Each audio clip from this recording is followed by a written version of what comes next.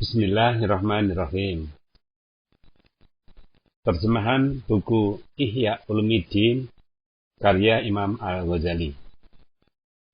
Cetakan tahun 1998. Buku jilid ke-1 mulai halaman 196. Kitab Ilmu. Lanjutan dari sebelumnya.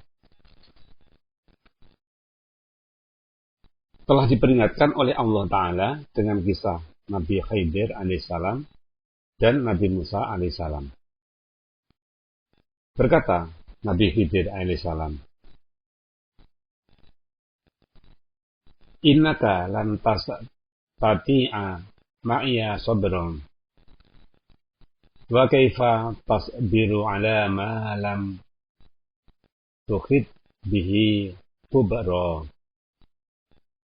Artinya, engkau, Musa, tidak sanggup bersabar sertaku.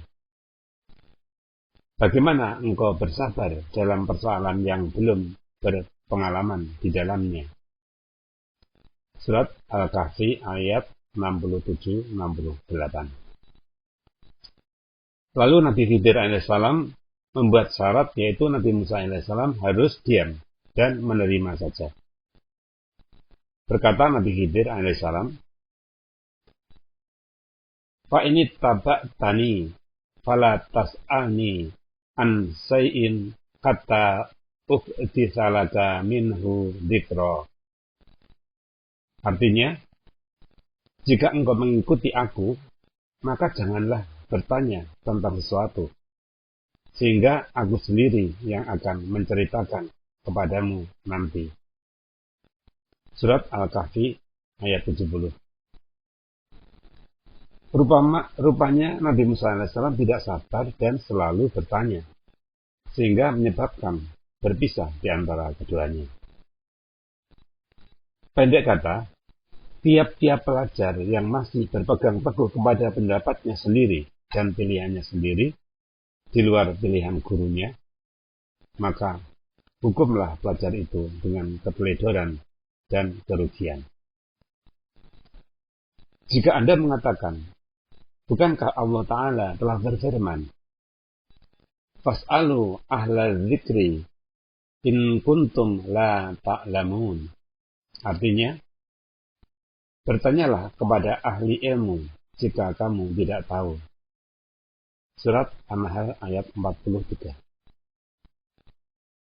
Jadi, bertanya itu disuruh. Maka ketahuilah bahwa memang demikian. Tetapi mengenai persoalan yang diizinkan guru, bertanya kepadanya. Bertanya tentang soal yang belum sampai tingkatanmu memahaminya adalah dicela. Karena itulah, maka Khidir melarang Musa bertanya. Dari itu, tinggalkanlah bertanya sebelum waktunya. Guru lebih tahu tentang keahlianmu dan kapan sesuatu ilmu harus diajarkan kepadamu. Sebelum waktu itu datang dalam tingkat manapun juga, maka belumlah datang waktunya untuk bertanya.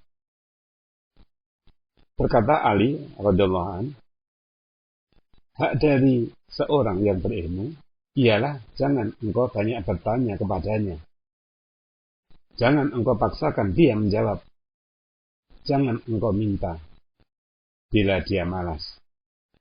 Jangan engkau pegang kainnya bila ia bangun. Jangan engkau siarkan rahasianya. Jangan engkau caci orang lain di hadapannya. Jangan engkau tuntut keteledorannya. Jika dia silap, terimalah kemaafannya. Haruslah engkau memuliakan dan membesarkan karena Allah selama dia menjaga perintah Allah. Jangan engkau duduk di hadapannya. Jika dia memerlukan sesuatu, maka ajaklah orang banyak menyelenggarakannya. Tugas keempat. Seorang pelajar pada tingkat permulaan hendaklah menjaga diri dari mendengar pertentangan orang tentang ilmu pengetahuan. Sama saja yang dipelajarinya itu ilmu keduniaan atau ilmu keakhiratan. Karena yang demikian itu meragukan pikirannya, mengherankan hatinya, melemahkan pendapatnya, dan membawanya kepada berputus asa dari mengetahui dan mendalaminya. Tetapi yang wajar ialah meneliti pertama kalinya sesuatu cara saja yang terpuji dan disukai gurunya. Sesudah itu barulah boleh mendengar mazhab-mazhab dan keserupaan yang ada di antaranya. Bila guru itu tidak bertindak bebas dengan memilih sesuatu pendapat tertentu, tetapi kebiasaannya hanya mengambil mazhab-mazhab dan apa yang tersebut dalam mazhab-mazhab itu, maka dalam hal ini hendaklah waspada. Sebab orang yang semacam itu lebih banyak menyesatkan daripada memberikan petunjuk. Maka tidaklah layak orang buta memimpin dan menunjukkan jalan kepada sesama buta. Orang yang begini keadaannya dapat dihitung dalam keadaan buta dan bodoh. Mencegah orang yang baru belajar daripada mencampuri persoalan-persoalan yang meragukan, samalah halnya dengan mencegah orang yang baru saja memeluk Islam daripada bergaul dengan orang-orang kafir. Menarik orang yang kuat pada membanding dalam masalah-masalah khilafiyah, samalah halnya dengan mengajak orang yang kuat untuk bergaul dengan orang kafir. Dari itu, dilarang orang pengecut menyerbu ke garis depan, dan sebaliknya orang yang berani disunatkan maju terus. Termasuk dalam bagian melengahkan yang penting ini, ialah sangkaan sebagian orang yang lemah bahwa boleh mengikuti orang-orang yang kuat mengenai persoalan-persoalan yang mudah yang diambil daripada mereka. Ia tidak tahu bahwa tugas orang yang kuat berbeda dengan tugas orang yang lemah. Mengenai itu berkata sebagian ulama, barang siapa memperhatikan aku pada tingkat permulaan atau al-bidayah, maka jadilah dia orang benar atau siddiq. Dan barang siapa memperhatikan aku pada tingkat penghabisan atau an-nihayah, maka jadilah dia orang sindik. Karena tingkat penghabisan itu mengembalikan semua amalan kepada batin dan segala anggota badan tetap tidak bergerak selain dari amalan fardu yang ditentukan. Maka tampaklah bagi orang yang melihat bahwa tingkat penghabisan itu suatu perbuatan batil, malas, dan lengah. Amat jauhlah dari itu. Maka yang demikian itu adalah pengikatan hati dalam pandangan kesaksian dan kehadiran hati kepada Allah Ta'ala, dan membiasakan berzikir yang terus-menerus, yang menjadi amalan utama. Dan penyerupaan orang lemah dengan orang kuat tentang sesuatu yang kelihatan dari zahirnya itu suatu kesalahan. Adalah menyamai hanya dengan alasan orang yang menjatuhkan sedikit najis ke dalam kendi air. Dia mengemukakan alasan bahwa berlipat ganda lebih banyak dari najis ini kadang-kadang dilemparkan ke dalam laut. Dan laut itu lebih besar daripada kendi. Maka apa yang boleh bagi laut, tentulah bagi kendi lebih boleh lagi. Orang yang patut dikasihani tadi lupa bahwa laut dengan tenaganya dapat merubahkan najis kepada air. Lalu zat najis keluar kepada sifat air, sehingga najis yang sedikit itu mengalahkan kendi dan merubahkan kendi kepada sifat najis. Dan karena seperti inilah, maka dibolehkan bagi Nabi Sallallahu Alaihi Wasallam apa yang tidak dibolehkan bagi orang lain. Sehingga bagi Nabi Sallallahu Alaihi Wasallam dibolehkan mengawini 9 wanita. Karena baginya kekuatan keadilan untuk para istri melebihi dari orang lain, meskipun istrinya itu banyak. Adapun orang lain tidak sanggup menjaga walaupun sebagian dari keadilan. Tetapi yang terjadi ialah kemadharatan di antara istri-istrinya yang mengakibatkan kepadanya, sehingga ia terjerumus ke dalam perbuatan maksiat dan mencari keridhaan para istrinya. Maka tidaklah akan berdaya orang yang membandingkan para malaikat dengan tukang besi. Tugas kelima. Seorang pelajar itu tidak meninggalkan suatu mata pelajaran pun dari ilmu pengetahuan yang terpuji dan tidak suatu macam pun dari berbagai macamnya selain dengan pandangan di mana ia menyandang kepada maksud dan tujuan dari masing-masing ilmu itu. Kemudian jika ia berumur panjang, maka dipelajarinya secara mendalam. Kalau tidak, maka diambilnya yang lebih penting serta disempurnakan dan dikesampingkan yang lain. Ilmu pengetahuan itu bantu-membantu. Sebagian daripadanya terikat dengan sebagian yang lain.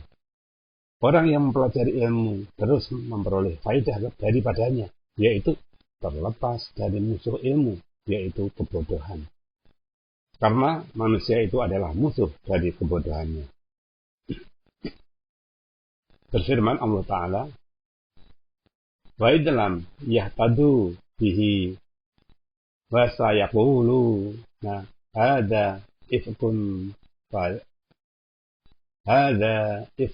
qadim. Ketika mereka tidak mendapat petunjuk dengannya, maka nanti akan berkata, ini adalah kepalsuan yang lama. Surat Al-Anqaf ayat 11. Berkata seorang penyair, orang yang memperoleh penyakit rasa pahit pada mulutnya, maka akan merasa pahit air pancuran yang lezat cita rasanya.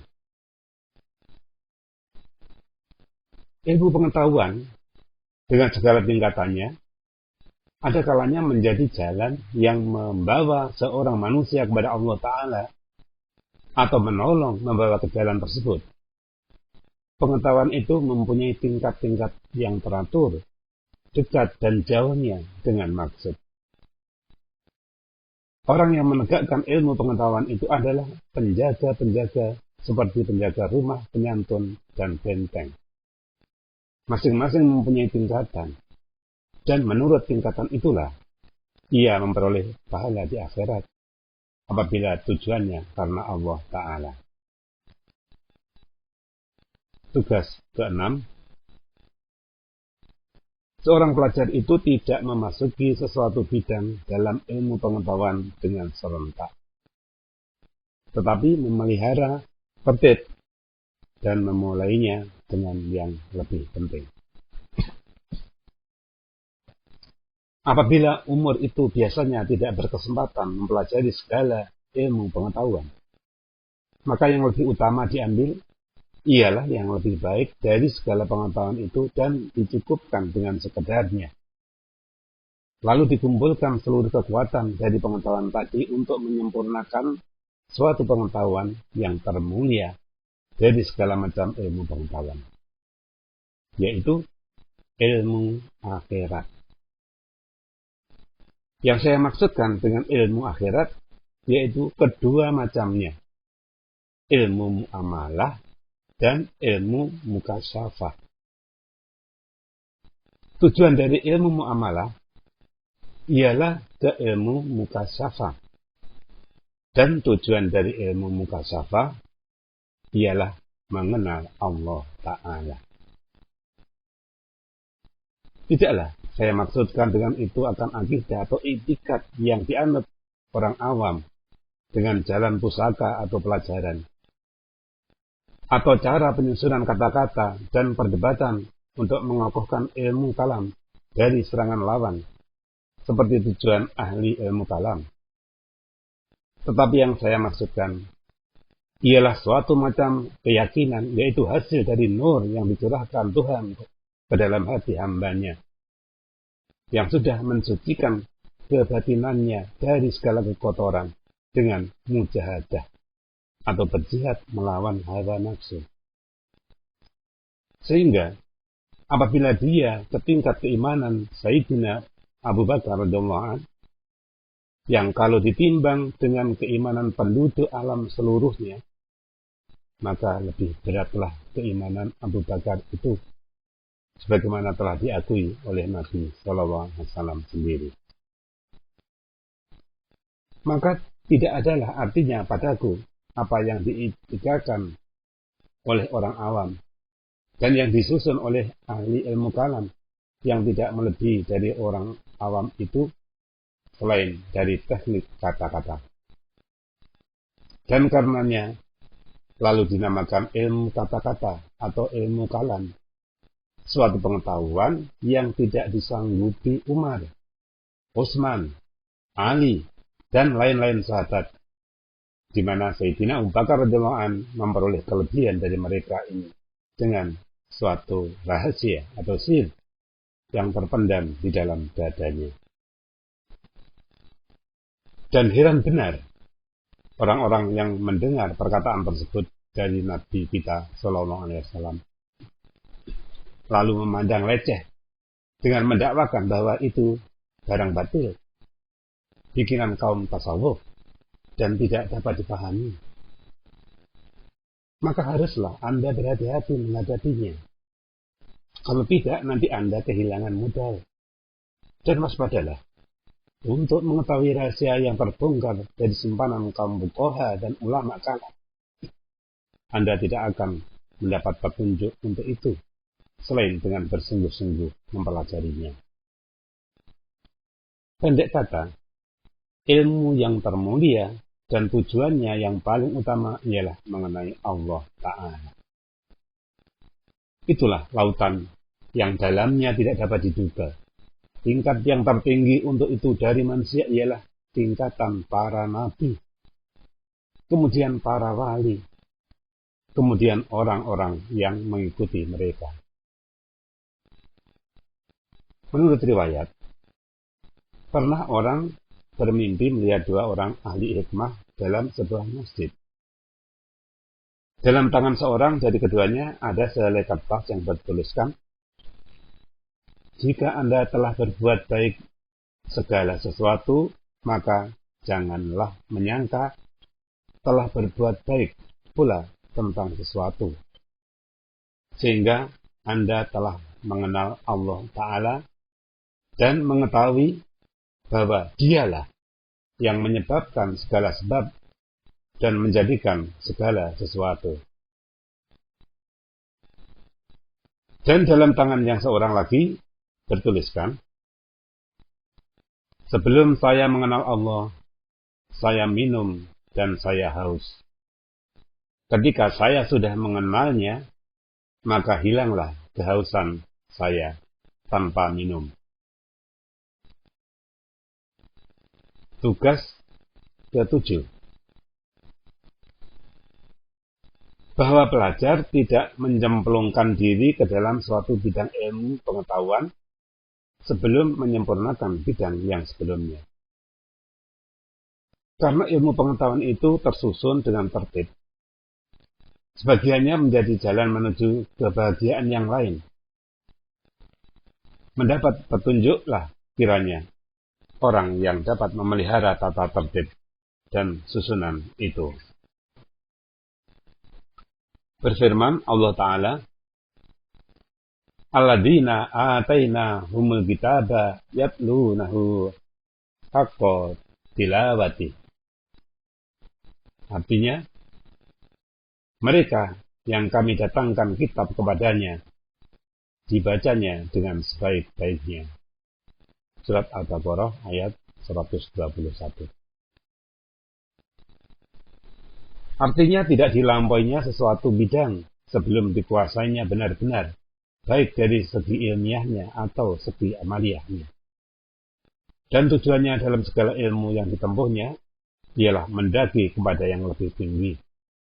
Dan sewajarnya lah, ia tidak menghukum dengan badal terhadap sesuatu ilmu karena timbul perselisihan paham di antara pemuka-pemukanya, atau menghukum dengan kesalahan orang atau beberapa orang di antara mereka, atau menghukum dengan harus menantangnya karena berbeda antara perbuatannya dan perkataannya.